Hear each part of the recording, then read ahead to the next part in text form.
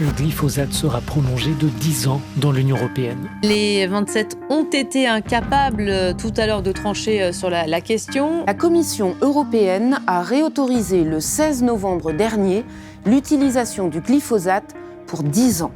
Une décision catastrophique pour les défenseurs de l'environnement et de la santé, d'autant que l'on sait aujourd'hui que la toxicité de ces produits est bien supérieure à celle annoncée par les fabricants. C'est ce qu'ont montré les membres de l'association Secret Toxique, révélant ainsi que la réglementation pour leur mise sur le marché n'est pas du tout respectée.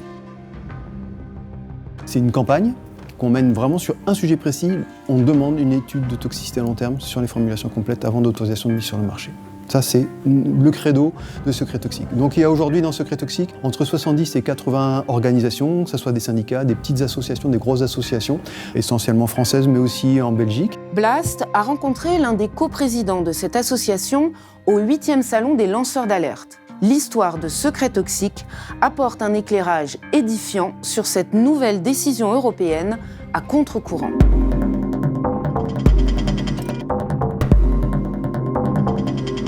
Donc je suis Philippe Piat, je suis paysan confiturier en Aveyron, je suis sous mention Nature et Progrès, et c'est donc dans mon engagement au sein de Nature et Progrès que j'ai proposé de notre côté une action sur les pesticides. C'est tombé en convergence avec une autre action qui est celle des faucheurs volontaires et notamment l'action qu'ils ont menée dans des jardineries à Foix qui a généré un procès forcément. Les faucheurs, ce qu'ils ont fait, c'était de badigeonner des produits à base de Roundup dans des jardineries pour les rendre juste impropres à la consommation. Ce qu'ils ont fait pour leur défense, ils ont apporté devant le tribunal de Foix des analyses d'urine qui montrait la présence de glyphosate dans les urines de tous les prévenus. À ce procès s'est passé une chose très forte, c'est que le tribunal, à notre demande, a interpellé la Cour de justice de l'Union européenne sur des questions préjudicielles.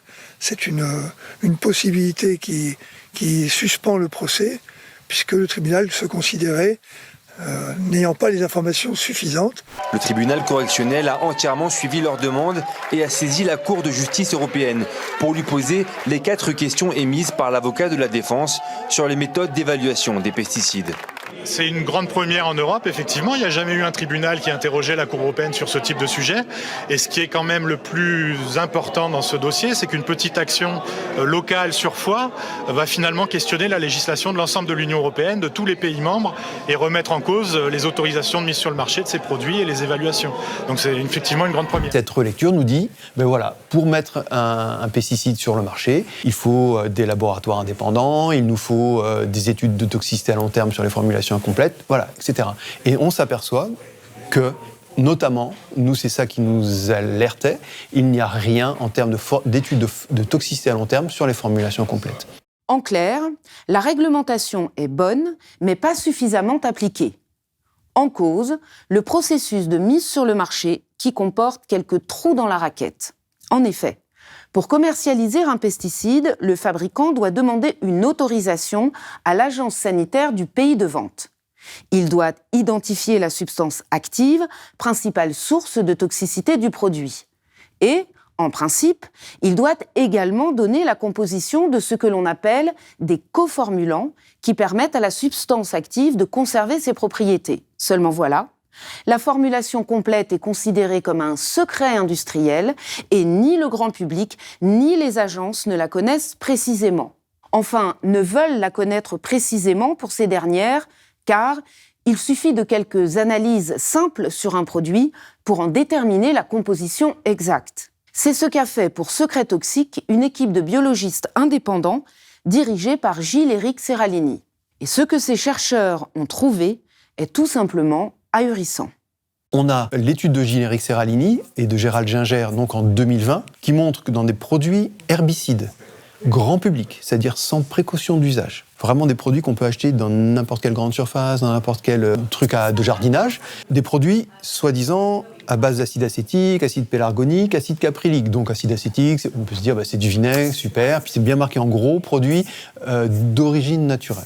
Donc l'étude Serralini-Ginger 2020, C'est une étude toute bête de spectrographie et de chromatographie gazeuse, spectrographie de masse, qui montre que dans ces produits, ils ont retrouvé des hydrocarbures aromatiques polycycliques, cancérigènes, dont le fameux benzoapyrène qui est l'étalon de la cancérogénicité pour les hydrocarbures, et des métaux lourds, dont effectivement encore de l'arsenic et encore du plomb, etc. À des doses de toxicité très très importantes. Ce fameux benzoapyrène qu'on retrouve dans certains bidons, quand l'usine de Lubrizol a explosé, c'est ça qu'ils ont mesuré dans l'air. Aux doses qu'ils ont trouvées dans l'air, à Lubrizol, de benzoapyrène, ils ont demandé aux agriculteurs de jeter le lait et de balancer les légumes. Dans certains de ces bidons, si vous l'ouvrez, que vous mettez votre nez au-dessus, vous avez 1 million de fois la concentration de benzoapyrène qu'on a trouvé à Lubrizol. 1 million de fois. On s'est dit, qu'est-ce qui se passe ? Pourquoi on a tous ces déchets d'hydrocarbures ? C'est que l'acide acétique, c'est pas du vinaigre. C'est vraiment de l'acide acétique synthétisé à partir du pétrole. Pareil pour l'acide pélargonique, qui est censé être du géranium. Non, c'est bien synthétisé à partir du pétrole. Et donc, en fait, dans cette bouillasse de synthétisation, de défragmentation du pétrole, on a des déchets ultimes qui sont jamais retraités. Et c'est pour ça qu'on reprend un lot différent et on refait les études, on n'a jamais la même composition. Donc on a une composition fluctuante avec des métaux lourds plus ou moins présents, avec des hydrocarbures plus ou moins présents, à des doses qui peuvent varier. Et à un moment donné, ils n'avaient plus assez de produits, donc ils sont au retour en acheter, même marque, mais lot différent, et ils s'aperçoivent que dedans, on n'a pas les mêmes concentrations. Parce qu'on voit bien que ce sont des choses qui sont là, c'est passager clandestin. Nous, on les a appelés des passagers clandestins. Sauf que ces passagers clandestins, aux doses à laquelle ils sont présentes, ils ont déjà le même effet herbicide que si on enlevait l'acide acétique. Si on enlevait le principe de base déclaré par l'industriel, ces produits-là, eux, ils ont déjà un effet herbicide. Mais alors, si on prend les effets sur la santé humaine, en termes de toxicité, c'est terrible. La première chose qu'on a fait à Secret Toxiques, c'est de poser une plainte au pénal, une plainte contre X, pour demander au parquet d'enquêter. Pourquoi on se retrouve avec ça dans les bidons ? Où est-ce qu'il y a une défaillance ? Est-ce que c'est l'industriel qui a menti ? Est-ce que c'est l'agence qui ne demande pas les études comme il faut ? Peu importe, nous on s'en fiche, c'est une plainte contre X, c'est pas à nous de désigner un coupable, mais par contre il y a une malversation. Puisqu'au résultat, on a une atteinte à l'environnement, une mise en danger de la vie d'autrui, une fraude à l'étiquetage et une fraude à la déclaration.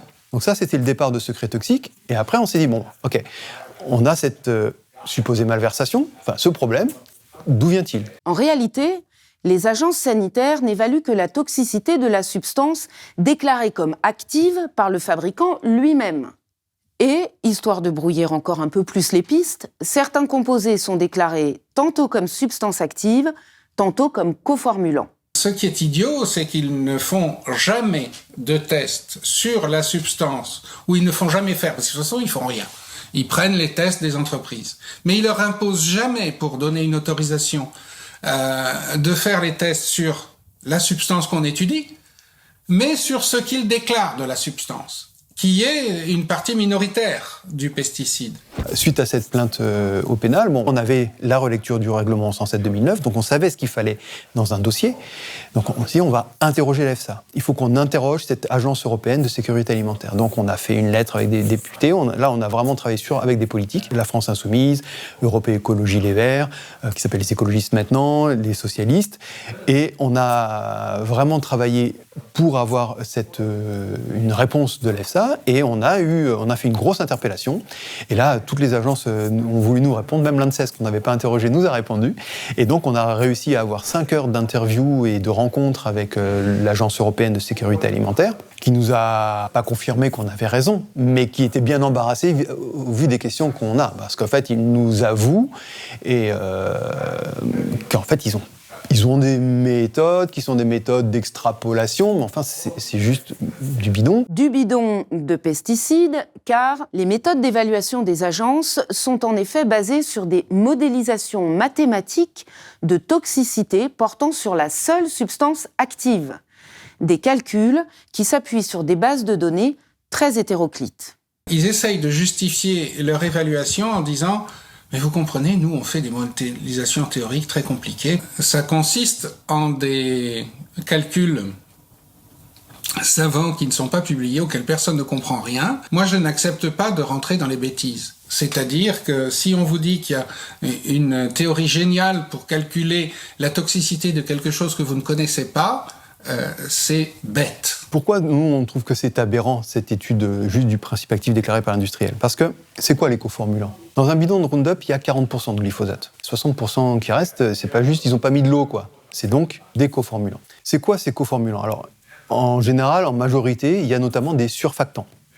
Les surfactants, ils permettent aux produits de coller et d'adhérer beaucoup plus longtemps à la surface des cellules. Donc forcément, d'augmenter le temps d'application. Et la deuxième chose qu'on trouve très souvent, c'est qu'on le voit bien, souvenez-vous, dans les années 80, ces publicités pour le Roundup, on disait qu'on pouvait boire le glyphosate. Vous voyez, déjà, je parle de Roundup, je parle de glyphosate. Pourquoi? Parce que le glyphosate tout seul, il n'est pas capable de pénétrer dans les cellules. Ou il y arrive un peu, mais très peu. Par contre, si on met un agent de perméation qui permet aux produits... Alors, les agents de perméation, c'est pas très compliqué, c'est des détergents, mais ça permet aux produits de passer à travers la membrane de la cellule, et là, il déploie son effet herbicide. Donc, vouloir dire qu'on connaît la toxicité du produit sans étudier cet ensemble d'agents de perméation, de surfactants, avec le principe actif, qui peut croire à ça? Qui a la bêtise de croire à ça? Et là, pour moi, on est face à un énorme mensonge. Quand Madame Michèle Rivasi, députée qui travaille avec nous, députée écologiste, interroge dans une commission Bernard Hurle, qui est le directeur de l'EFSA, donc l'Agence de sécurité alimentaire européenne, elle lui demande où ils en sont pour avoir des méthodes d'études des formulations complètes. Et il avoue qu'ils n'en ont toujours pas. On est en 2022 quand elle pose la question. Le règlement est publié depuis 2009. Ils n'ont toujours pas. Et ils disent que ça va leur prendre encore des années pour en avoir. Donc ça veut dire qu'ils ne sont pas capables d'étudier les formulations complètes, mais qu'ils autorisent les produits à être mis sur le marché. Contrairement à ce qu'exige la réglementation européenne. Après cette rencontre avec l'EFSA, on a aussi parallèlement demandé des dossiers à l'Union européenne, à l'EFSA, des dossiers d'homologation de substances actives, et on a demandé les mêmes en France. Puisque là, dans les États membres, c'est les autorisations de mise sur le marché. Au niveau européen, c'est l'approbation de la substance déclarée active par l'industriel. Sachant qu'on a des coformulants qui sont des substances actives pour d'autres produits. Donc il faut bien, c'est l'industriel qui dit c'est ça le principe actif. Et à partir de ce moment-là, on lui fait confiance. Déjà, on a quand même ce problème-là. Donc nous, on a demandé des dossiers. Qu'est-ce qu'on a constaté dans ces dossiers? Il n'y a aucune étude de toxicité à long terme sur les formulations complètes. Les études qu'on a scientifiques indépendantes sur les formulations complètes montrent à minima une différence de toxicité de 10. Souvent de 100. On a vu des toxicités différentes d'un facteur 1000 jusqu'à 100 000 pour les cellules embryonnaires. Malgré qu'on ait eu une confirmation par le service juridique du Parlement européen que les études de mise sur le marché, les autorisations au niveau européen sont illégales, c'est ce qu'a dit le service juridique du Parlement européen, que Stella Kyriakides, qui est quand même la commissaire européenne à la santé, confirme à la commission environnement du Parlement européen qu'il est impossible de mettre un produit sur le marché sans étude de toxicité à long terme sur les formulations complètes. Malgré cela, on voit bien que le glyphosate va passer encore. Donc nous, on va porter un recours en annulation de cette réautorisation du glyphosate auprès de la Cour de justice de l'Union européenne. Parce que c'est la seule instance supra qui peut juger des affaires de la Commission européenne. Mais le chemin risque d'être encore bien long. Car pour être entendu par la Cour de justice européenne, il faut montrer que l'on a subi un préjudice économique. Les dommages sur la santé ne sont pas de son ressort. On a un problème de recevabilité. Et toutes les associations ont un problème de recevabilité devant la Cour de justice de l'Union européenne. Parce que ce qui est défini dans les règlements de fonctionnement de l'UE, c'est recevable devant la Cour de justice de l'Union européenne, sauf si on passe, comme ça s'est passé avec le tribunal 2 fois, par une juridiction nationale qui s'en remet à la Cour de justice de l'Union européenne. Si nous, on veut saisir directement la Cour de justice de l'Union européenne, il faut qu'on soit impacté économiquement par les décisions de la Commission européenne. Donc, en clair, si on dit à l'inverse, on peut mourir d'une mauvaise application pour l'autorisation de mise sur le marché des produits qui sont donnés par la Commission européenne, mais si on n'est pas impacté économiquement, on n'est pas recevable. Donc là, on est en train de travailler à la recevabilité et on va tout faire pour être reçu devant la Cour de justice de l'Union européenne. L'enjeu de cette saisine pour secret toxique, faire appliquer les textes à la lettre pour en finir avec les pesticides. On a été difficilement compris au début de secret toxique parce que on n'était pas une association, une coalition qui partait en disant « nous, on veut l'arrêt des pesticides ». On n'a jamais dit ça. frontalement parce que c'était pas le truc. Nous, on veut l'application de la réglementation parce qu'on sait, qu'est-ce qu'on sait derrière ? On sait que si on l'applique, on ne pourra pas utiliser les pesticides. On ne peut pas faire qu'un poison devienne pas un poison. Malgré tous les artifices de la science réglementaire, un poison restera toujours un poison. Et un mot qui se termine par ide, pesticide, donc herbicide, fongicide ou insecticide, son but est de tuer. On ne peut pas tuer dans l'environnement sans avoir des conséquences sur notamment l'environnement, mais aussi sur la santé humaine. Donc nous, on est parti là-dessus, parce qu'on sait que si on étudie correctement les formulations complètes, par la réglementation des doses journalières admissibles, qu'on va devoir diviser par 10, 100, voire 1000, on ne pourra plus utiliser de pesticides. Donc c'est ça notre cheval de bataille, c'est pour ça qu'on a pris cet angle-là, qui est un angle réglementaire et un angle à la fois juridique, pour faire appliquer la réglementation.